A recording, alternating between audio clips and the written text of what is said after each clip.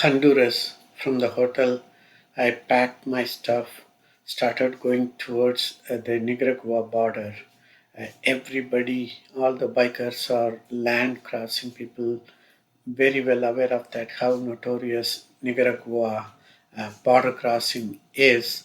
So I was little nervous, but it was like almost 120 kilometer from the hotel where I stayed. So I went through the same nightmare that everybody goes through. Then I drove several hours to reach a small town called Nagarothe, which is 40 kilometers before Managua, which is capital of Nicaragua. And I was not feeling well. I got fever, and I decided to find a hotel in this town.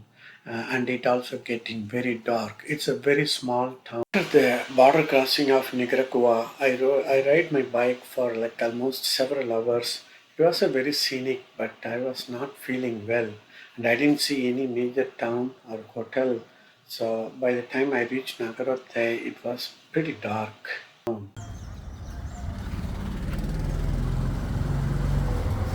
This is a small town. I was staying last night. This is the hotel. It's not bad.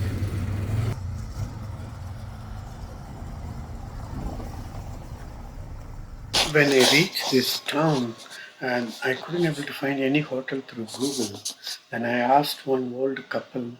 They walked me almost a kilometer to show me this hotel. The plan was to stay one night, and the next day I wanted to go towards the Managua, which is a capital, but I end up with staying here for almost 3 days due to my health, and it was heavily raining.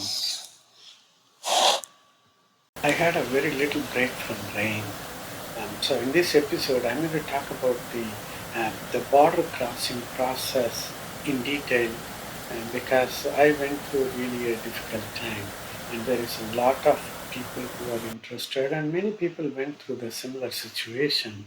So it will be very useful.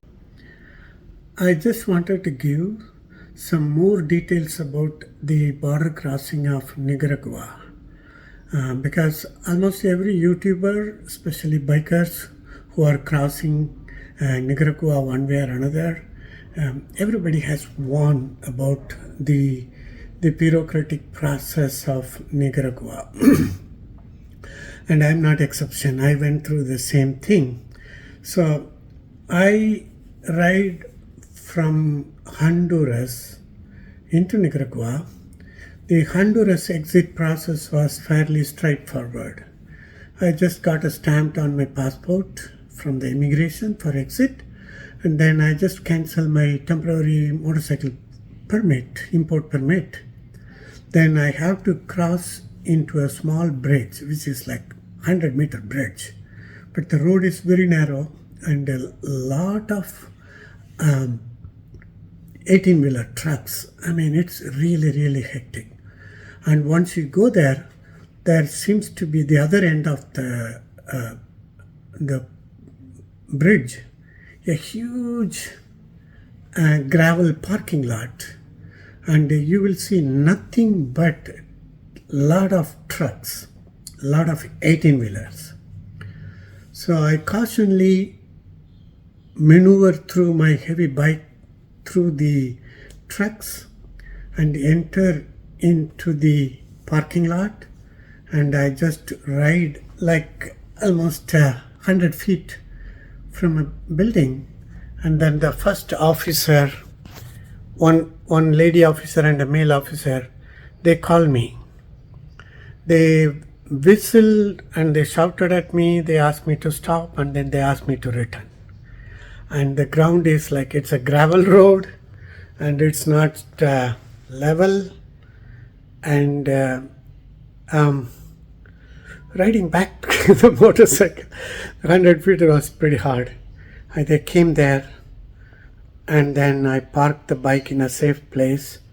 I walked over, and they asked me something which I don't understand. They don't speak English. And then I managed to find, they were asking all my original document, basically my passport, my driving license, and my title, motorcycle owner document. I show them all, and then he gave me a form. It's very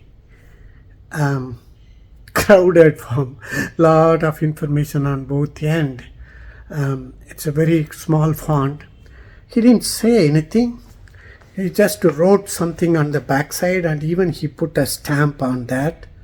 And then he asked me to go to one building which is 200, 300 feet from where I was.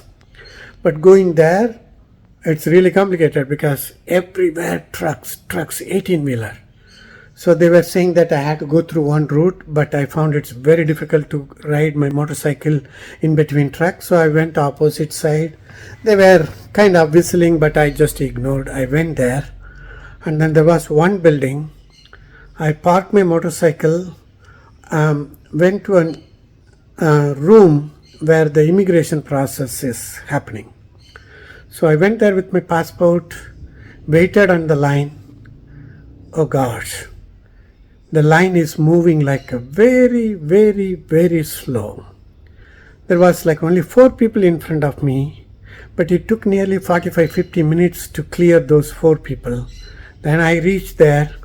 I gave my passport. They asked me a bunch of questions, where I come from, where I go, where I'm going to stay, and then as usual all my they didn't ask me their title and everything, but they asked me all the address details and everything. Then they asked me to pay like I think $3.50. I didn't have a change. And then she took me to another counter. I waited for almost 10, 15, 20 minutes. Then she gave me the change, plus there was like a 3 or 4 handwritten receipt, computer receipt, everything have a stamp. Almost by the time I had like 4 pages of document. Then they asked me to go to the customs. I went to the custom where there is like all the package scanner and everything. I went to officer. One officer speaks English, little bit English.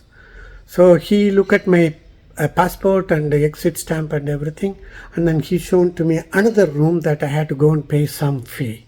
So I went to a room. I think I paid some $13 or something, and he gave me one more receipt with the stamp, everything. So this is almost like a 4th counter. And then I come back to the scanning area, and then he asked me to bring the motorcycle to a different place. So I had to ride my motorcycle close to that scanning area. Then a lady officer and he come to the motorcycle. They saw my documents, everything original. Oh, so by the time there's a 4th place, they are checking my original documents. She walk around and open every box. Then he asked me to carry all the packages into the scanning area. I have 3 panniers, 3 bags on my seat, and then every pannier have one more box, one more small bag. So almost like 11 bags, small bags, and some big bags. I have to carry all 11 bags into the room and then put everything into the scanner. They mainly asked me whether I have a drone. So I said, no, I don't have a drone. So after scanning everything, he writes something on the form that the first guy gave. Oh, by the way, the form I need to fill it up. So there is a lot of information, same thing, my passport and my date of birth and my address where I'm going to stay, everything.